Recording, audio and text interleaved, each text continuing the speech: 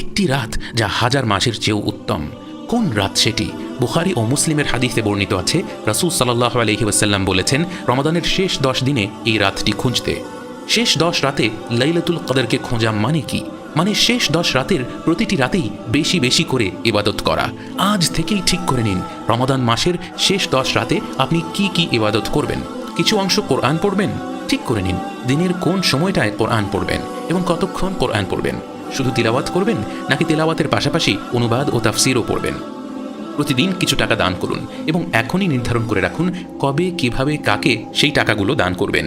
এবং একটি খাতে দান না করে আপনার সাদাকাকে ডাইভার্সিফাই করুন, বিভিন্নভাবে দান করুন। রোগে আক্রান্ত কোনো ব্যক্তিকে সাহায্য করা, মসজিদে দান করা, কারো খাবার দাবারের বন্দোবস্ত করা, কোনো আত্মীয় স্বজনের সাহায্য করা, কোনো ইয়াতিমের সাহায্য করা ইত্যাদি। জিকির করবেন কোন সময়টায় আপনি নির্জনে বসে আল্লাহর কথা স্মরণ করতে করতে জিকির করতে পারবেন। কোন জিকিরগুলো করবেন?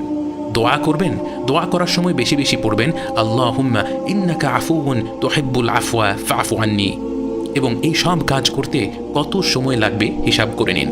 ধরুন কোরআনের জন্য আপনি 1 ঘন্টা নির্ধারণ করলেন, দান করার জন্য 15 মিনিট, জিকির করার জন্য আরও 15 মিনিট, দোয়ার জন্য আরও 15 মিনিট এবং অন্যান্য নফল ইবাদতের জন্য আরও 15 মিনিট। মোট হলো 2 ঘন্টা। এই 2 ঘন্টা কি আপনার হাতে আছে?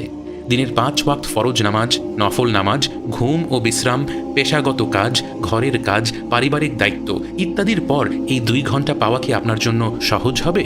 নাকি এই 2 ঘন্টা বের করতে হলে আপনাকে বর্তমান কোনো কাজ বাদ দিতে হবে? বাদ দিতে হলে কোন কাজটি বাদ দিবেন এবং সেই কাজটি টানা 10 দিন বাদ দিলে আপনার কোনো সমস্যা হবে কি? সব বিষয় বিবেচনা করে এই শেষ 10 রাত্রির জন্য প্রস্তুত থাকুন। ভাইয়েরা, বোনেরা, আপনার নিজের সন্তান বিয়ে দিতে হলে যতটুকু প্রস্তুতি নিতেন, অথবা আপন ভাই বা আপন বোনের বিয়ের জন্য যতটা উৎফুল্ল থাকতেন, যতটা আয়োজন করতেন, মুসলিম হিসেবে এই শেষ 10 রাতের জন্য আরও বেশি ভালোভাবে প্রস্তুত থাকা উচিত, আরও বেশি আয়োজন করা উচিত। এই শেষ 10 রাত তো উৎসবের 10 দিন। এটা হলো কোরআনের উৎসব, কারণ এই রাত্রিতেই আল্লাহ তাআলা কোরআন নাজিল করেছিলেন। এটা হলো মাগফিরাতের উৎসব, কারণ এই রাত আল্লাহ তার এত বান্দাদের এত পাপ ক্ষমা করে দেন।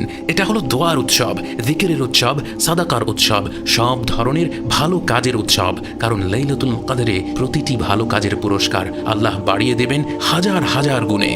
এই উৎসব কি মিস করা যায়? প্রিয়জনদের মধ্যে কেউ যেন এই আনন্দময় ইবাদতের উৎসব মিস না করে, তারা যেন মানসিকভাবে প্রস্তুত হয়ে এই 10 রাতের ইবাদত আরম্ভ করতে পারে। আপনার প্রতিটি কাছের মানুষের সাথে এই ভিডিওর লিঙ্কটি শেয়ার করে দিন। আপনি যাদেরকে জান্নাতে আপনার সাথে দেখতে চান তাদের সাথেই শেয়ার করুন এবং এরপর ইবাদতের এই ফেস্টিভ্যালের প্রস্তুতি আরম্ভ করে দিন।